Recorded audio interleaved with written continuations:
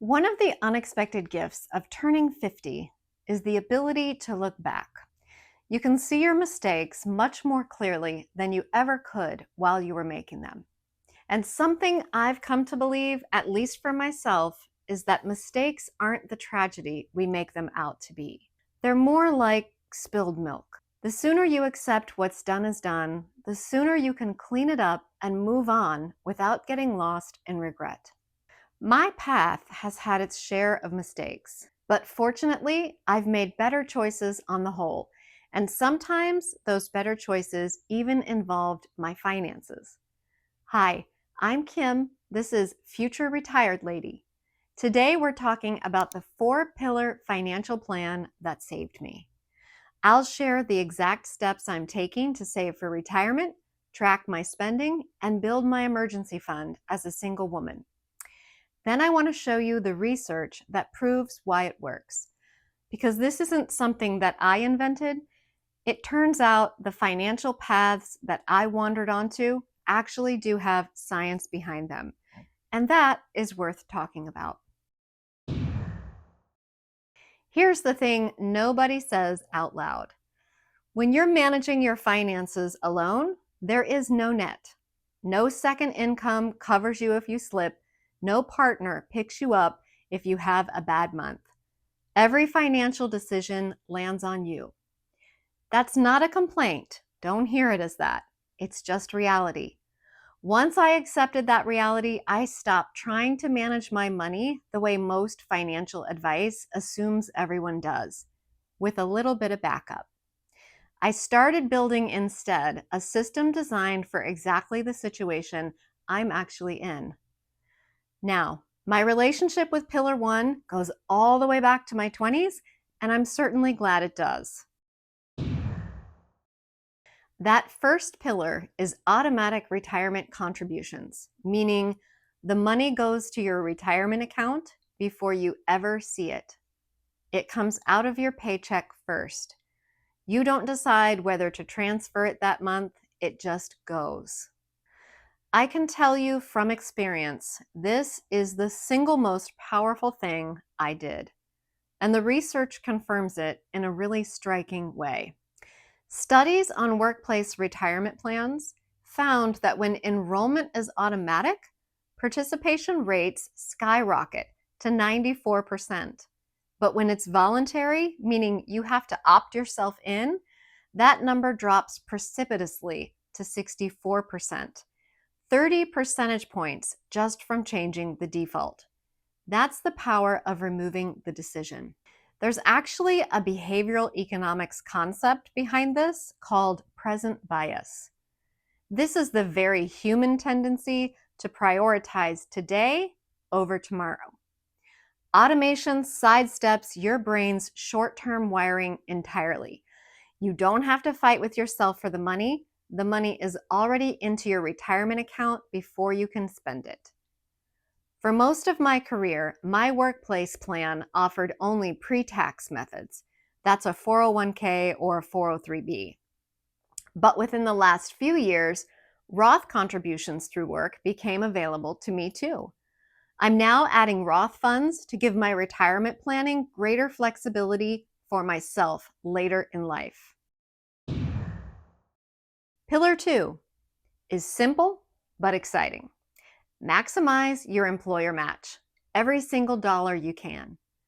I think of the employer match as the only guaranteed return on investment available to any one of us.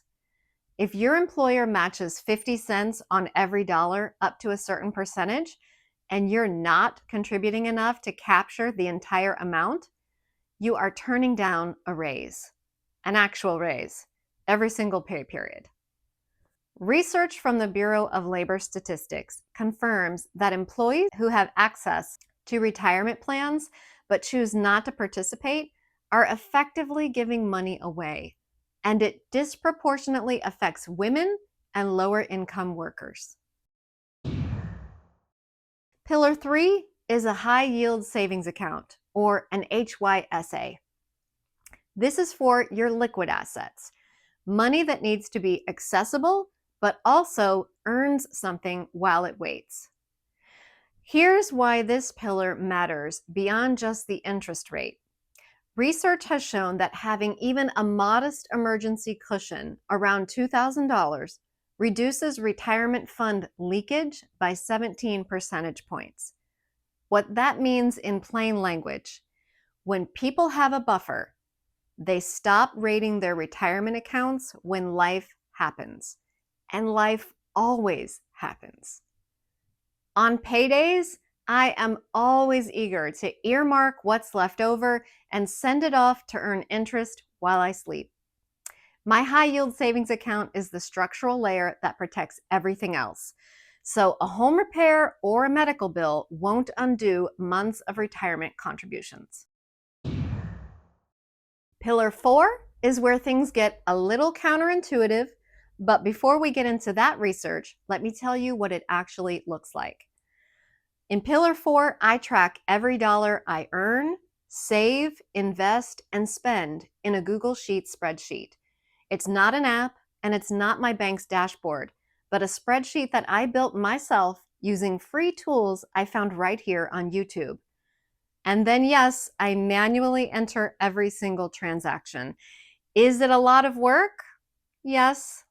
But watching my net worth grow month by month is completely worth the effort and time that I put into it. And honestly, this is the pillar I'm most proud of because it's completely manual, completely unglamorous. And the research says that's exactly why it works. A meta-analysis of 29 studies found that expense tracking, specifically self-monitoring of spending, reduces your spending by a median of $228 to $236 a month. Now that's compared to people who don't track their spending at all. Now think about that compounded over 30 years at a 7% return. Saving an extra $250 a month under those conditions accumulates to over $150,000 from tracking, not from earning more, but from paying attention. Here's the part that really surprised me and may surprise you too. Research found that automated budget apps, you know, the kind that pull your transactions automatically from your bank, well, those are actually linked to lower financial self-awareness, not higher. One study across 3 field experiments found that people who use automated tracking apps can actually end up spending significantly more than their budget, while people who tracked by memory usually did not overspend. The reason makes psychological sense once you hear it. When you know exactly what's left in your budget, you treat that remaining amount as permissible to spend. The uncertainty of manual tracking, that slight cognitive friction of not being sure exactly where you stand, is actually a protective mechanism. It makes you more careful and not less.